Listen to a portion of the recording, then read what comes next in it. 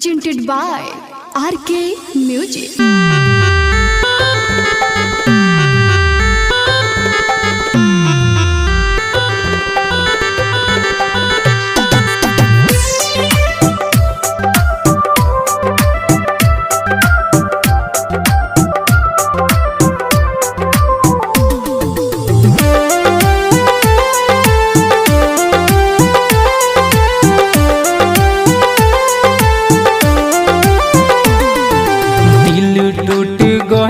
कोई बार रे यारवा दिल टूट गइल कोई बार। ए यार सुनो, दिल टूट गइल कोई बार रे यारवा दिल टूट गइल कोई बार। प्यार मोहब्बत के नामवा से, प्यार मोहब्बत के नामवा से मनवा गइल हार रे यारवा दिल टूट गइल कोई बार। दिल टूट गइल कोई बार रे यारवा दिल टूट गइल कोई बार। डीजे रुपेश भेलामा।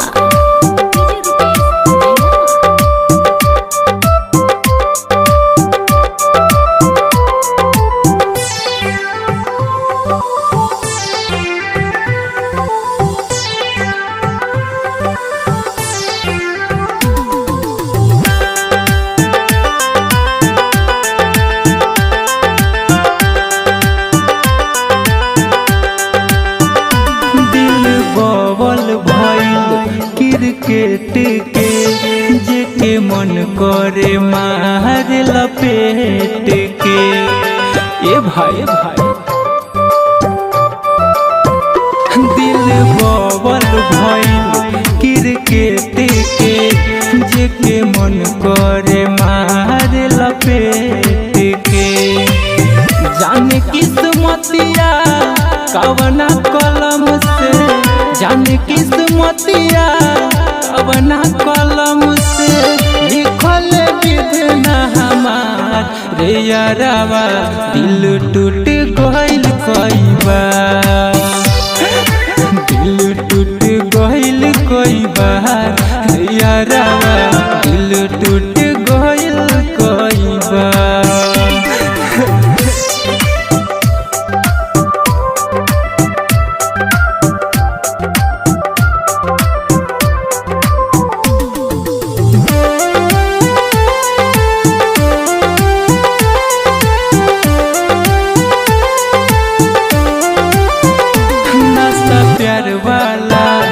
सब झर गई लागे सीना भीतर दिल जहर गई।